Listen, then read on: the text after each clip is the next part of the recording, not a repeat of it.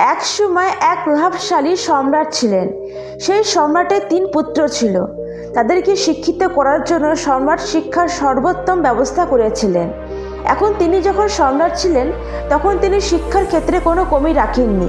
তিনি তার সমস্ত ছেলেদের প্রত্যেক বিশেষজ্ঞ গুরুর কাছ থেকে শিক্ষিত করে নিয়েছিলেন। সম্রাট তার ছেলেদের প্রতিটি ক্ষেত্রে আরও ভালো এবং দক্ষ করে তুলেছিলেন।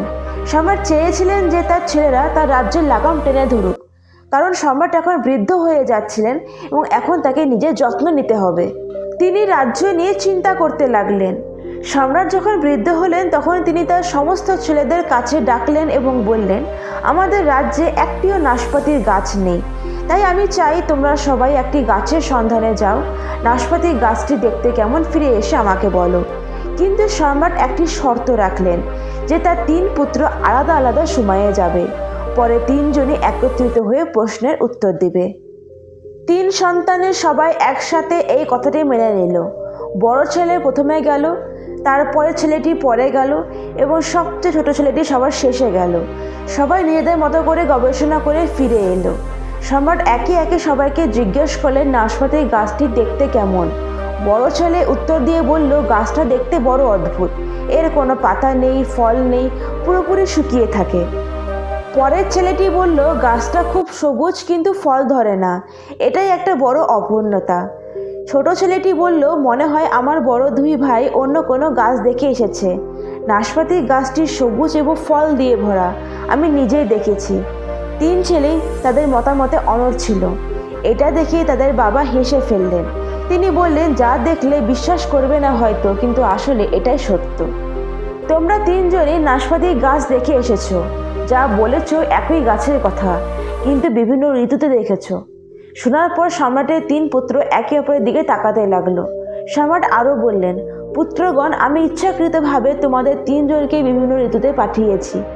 তোমাকে জীবনের গভীর পাঠ শেখানোর জন্য আমি এটি করেছি। এই পাঠের 3টি রহস্যময় বিষয় আছে।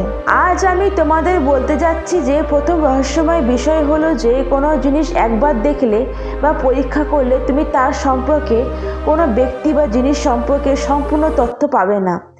একজন ব্যক্তি তাকে দীর্ঘ সময় ধরে পর্যবেক্ষণ করতে হয়। কারো সম্পর্কে দ্রুত মতামত তৈরি করা উচিত নয়।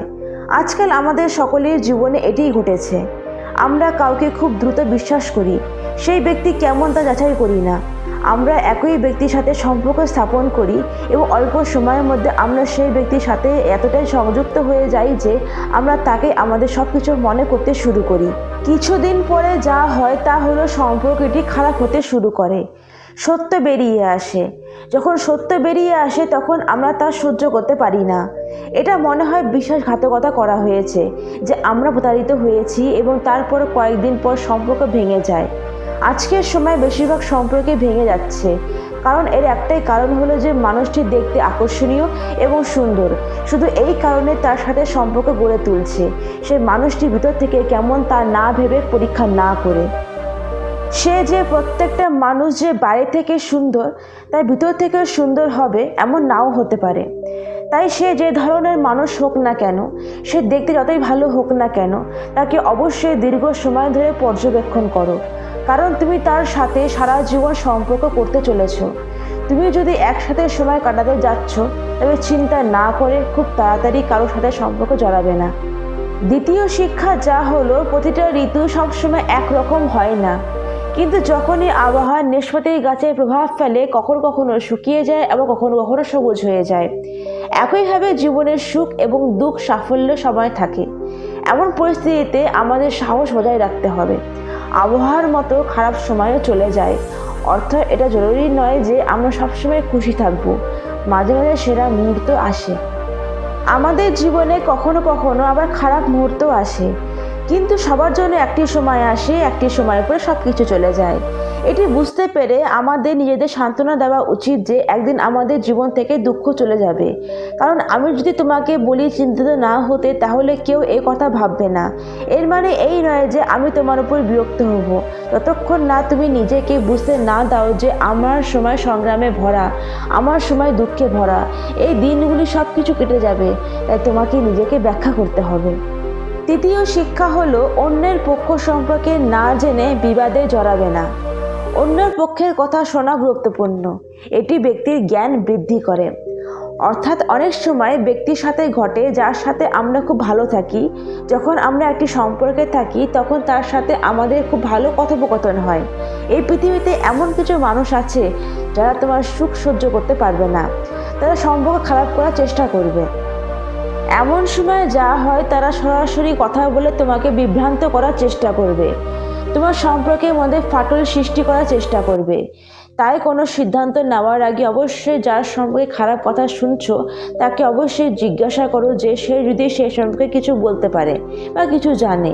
অনেক সময় এমন হয় যে যা দৃশ্যমান হয় তা ঘটে না, আমরা যা ঘটছে তা দেখতে পাই না, এবং এর সবচেয়ে বড় কারণগুলির মধ্যে একটি।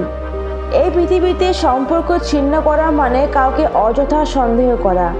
সম্রাট আরও বলেন, একজন ভালো মানুষ কখনোই বলবে না যে সে খুব ভালো মানুষ, কিন্তু একজন খারাপ মানুষ নিজেকে ভালো প্রমাণ করার চেষ্টা চালিয়ে যায়, কারণ সে প্রতারণার মাধ্যমে তোমার মন জয় করার চেষ্টা করবে।